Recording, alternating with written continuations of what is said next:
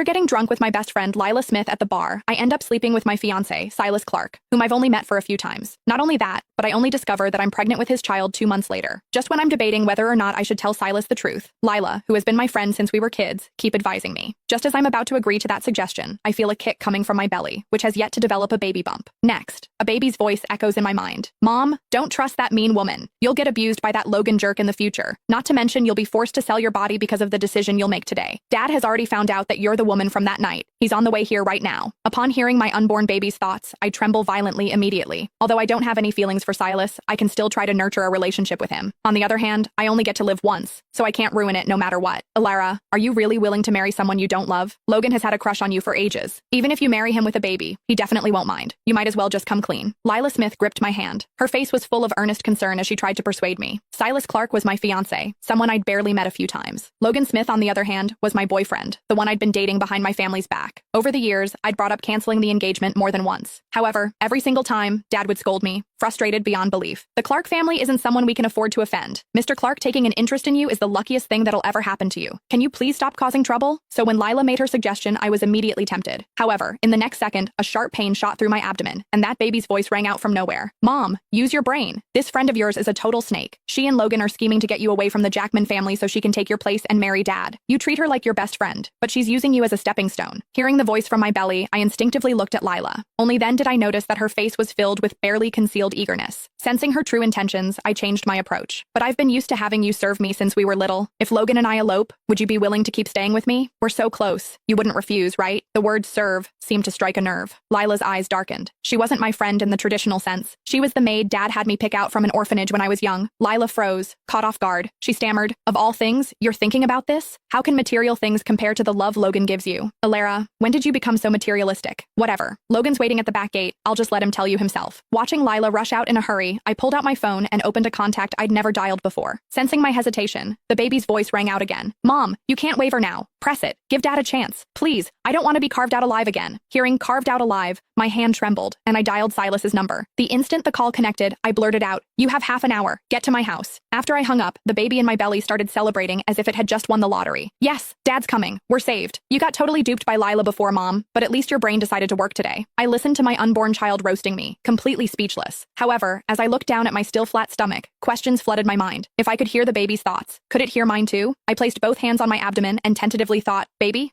Mom." After a moment of shock, the baby responded with pure joy. "Mom, you can actually hear me. This is amazing. At least dying once wasn't for nothing." I froze. Then suddenly, the baby kicked my belly. A flood of memory fragments surged into my mind. One memory showed the horrifying abuse I'd endured after leaving the Jack